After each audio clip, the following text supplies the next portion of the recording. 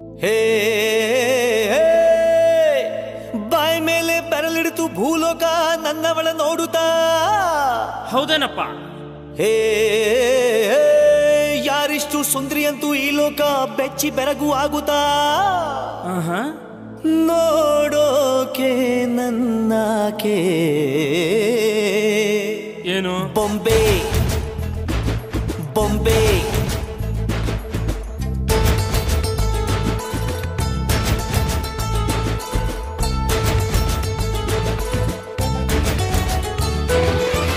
ಮಾತು ನನ್ನೋಳು ಮೌನಾನು ನನ್ನೋಳು ನೀರು ನನ್ನೋಳು ಮುಂಗಾರು ನನ್ನೋಳು ನಂಗಂತ ಹುಟ್ಟಿ ಬಂದ ಚೆಲ್ವಿ ಇವಳೇ ಇವಳೇನೆ.